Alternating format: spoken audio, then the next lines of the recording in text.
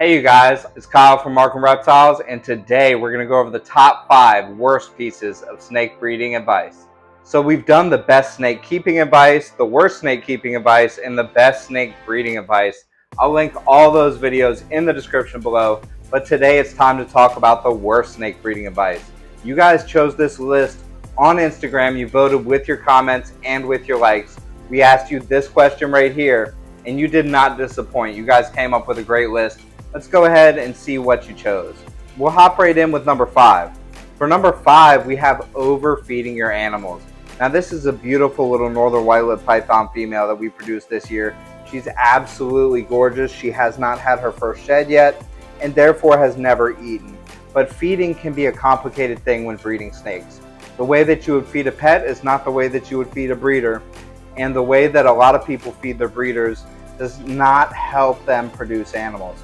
The reason is that if a snake is too overweight, this results in fertility issues and a number of other problems with success rate of the clutches. A lot of people think that the biggest animal is going to give them the best results, and this is not usually actually true.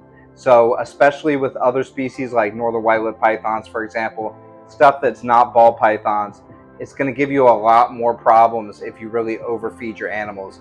And ball pythons too, they're just a bit more tolerable of our mistakes. So if you keep your animals lean, healthy, and not skinny, but not overfed, you're gonna have a lot higher success than if you're power feeding your animals, for example. Now we got a beautiful clutch from Belle, and she actually is the mother of these babies right here. Belle is an absolutely beautiful animal, and I won't be breeding Belle again for another 6 months. I'm gonna give her that time to bounce back and recover and stuff like that. And if for some reason I felt like she didn't recover well enough, I'd give her a whole year off.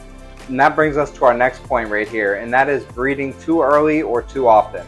You don't want to breed a snake before it's sexually mature. That's not going to end well. And also, if you're breeding a snake too often, you're literally going to shorten its life. You guys see I have a wonderful green tree python shirt on, and green tree pythons are a great example of if you try to pair them back to back to back years, the females for example, this will tremendously shorten their life, okay? For the most part, that is what people have experienced.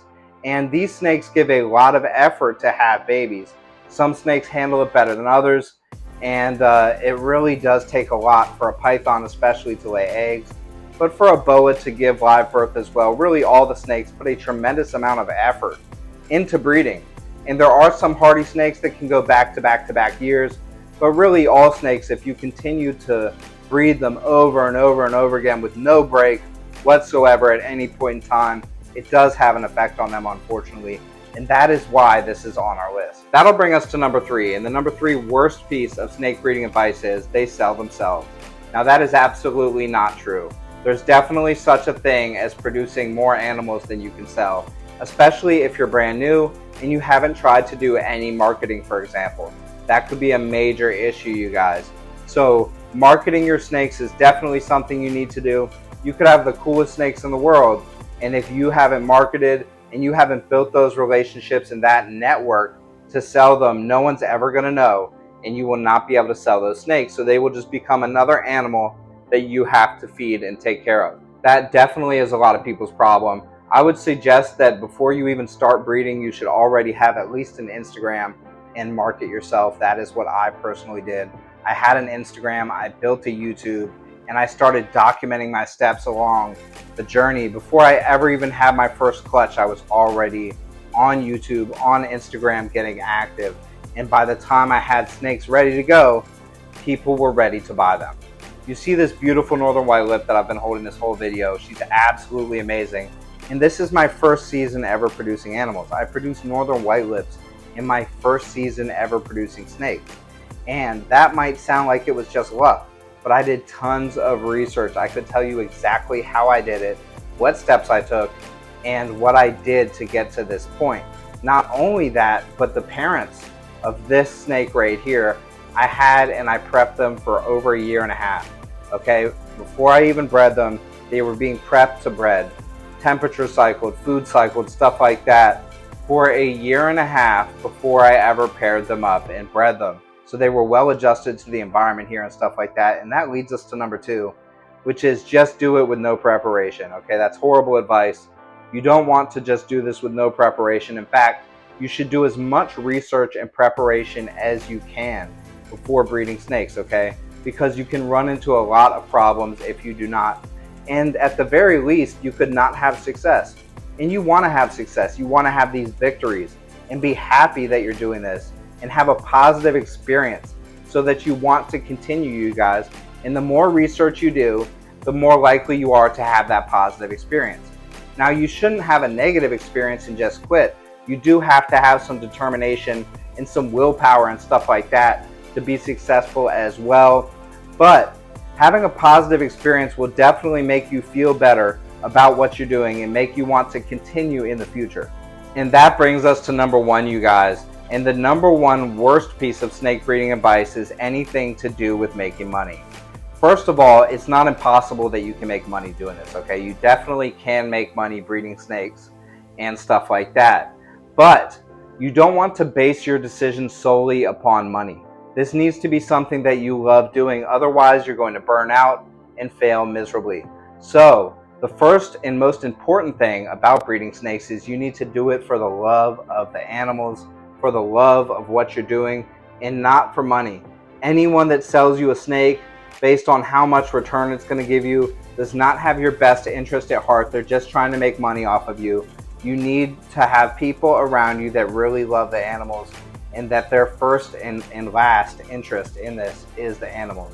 Okay, even the people that are making really good money doing this, it all started with a love of the animals. So I'm not saying you can't make money, you absolutely can, and there's a lot of examples of people that make wonderful money breeding snakes. But the number one reason for you to do this should never be money. And that is why you're going to make this amount of money. Do this for money. It's a great way to make money. All of that stuff involving money is the worst piece of snake breeding advice that you could get. I think you guys nailed it with this list. I think you made a wonderful list. You hit the nail right on the head. You guys did a wonderful job on Instagram. Thank you for everyone that participated in this video. If your comment was used in this video, you've been linked in the description below. If you guys want to buy this shirt that I'm wearing, I've linked that in the description below with an Amazon associate link. You won't pay any more than you normally would on Amazon, and we get a slight kickback if you buy this shirt.